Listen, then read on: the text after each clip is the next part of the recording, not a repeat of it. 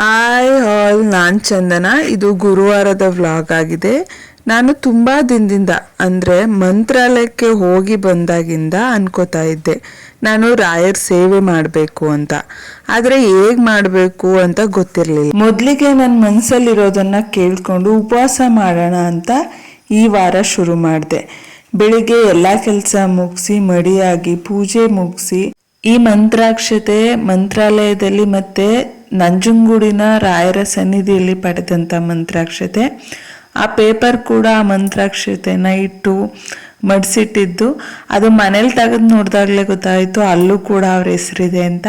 ಹಾಗೆ ಬಿಸಾಡದೆ ಅದನ್ನು ಕೂಡ ಬಾಕ್ಸಲ್ಲೇ ಹಾಕಿ ದೇವ್ರ ಮನೇಲಿ ಎತ್ತಿಟ್ಟಿದ್ದೆ. ಇದನ್ನ ನೋಡಿ ನಾನು ಕೂಡ ದೇವರ ನಾಮವನ್ನು ಬರೆಯಕ್ಕೆ ಶುರು ಮಾಡಿದೆ. ಹಾಗೆ ರಾಯರ ನಾಮವನ್ನು ಮನಸ್ಸಲ್ಲಿ ತೃಪ್ತಿ ಆಗೋವರೆಗೆ ಬರೆದು ನಾನು ಕೇಳಿದ್ದೊಂದೇ ಏನಂದರೆ, ಆದಾಯದ ಮೂಲ ಅಂತ ಯಾವುದಾದ್ರೂ ಕೊಡು ತಂದೆ, ಪ್ರಯತ್ನ ಪಡ್ತಾ ಇದ್ದೀನಿ 2 ವರ್ಷದಿಂದ, ಫಲ ಏನೂ ಸಿಗ್ತಾ ಇಲ್ಲ ಅಂತ ಕೇಳಿಕೊಂಡು ಮಧ್ಯಾಹ್ನ 3 ಗಂಟೆ ಆಗಿತ್ತು. ಸ್ವಲ್ಪ ಹಸಿವು ಆಗ್ತಾ ಇತ್ತು ಅಂತ ಹೇಳಿ ಬೇಯಿಸಿರೋದೇನು ತಿನ್ನಬಾರ್ದು ಅಂತ ಒಂದು ಕ್ಯಾರೆಟ್ನ ಕಟ್ ಮಾಡಿ ತಿಂದೆ. ಮತ್ತೆ ಸಂಜೆ ಪೂಜೆ ಮುಗಿಸಿ ಊಟ ಮಾಡಿ ಉಪವಾಸನ ಕೊನೆ ಮಾಡಿದೆ. ನೆಕ್ಸ್ಟ್ ಡೇ ಅಂದರೆ ಶುಕ್ರವಾರ ಎಡಿಟ್ ಮಾಡೋಣ ಅಂತ ಫೋನ್ ತೊಗೊಂಡು ನೋಡ್ತಾ ಇದ್ದೆ. ನೀವು ನಂಬಲ್ಲ, ನೀವ್ಯಾಕೆ, ನನಗೆ ನಂಬೋಕ್ಕಾಗಲಿಲ್ಲ. ಯಾಕಂದರೆ ನನಗೆ ಪ್ರಮೋಷನ್ ಮಾಡೋಕ್ಕೆ ಅಂತ 2 ಮೆಸೇಜ್ ಮಾಡಿದರು. ನಿಜವಾಗ್ಲೂ ಎಷ್ಟು ಖುಷಿ ಆಯಿತು ಅಂದರೆ, ದೇವರನ್ನ ನಂಬಿ ಮೋಸ ಹೋದವರು ಯಾರೂ ಇಲ್ಲ. ಕೇಳಿದ್ನೆಲ್ಲ ಕೊಡೋ ಕಾಮಧೇನು ಅಂತ ಸುಮ್ಮನೆ ಹೇಳ್ತಾರಾ ಅಲ್ವಾ?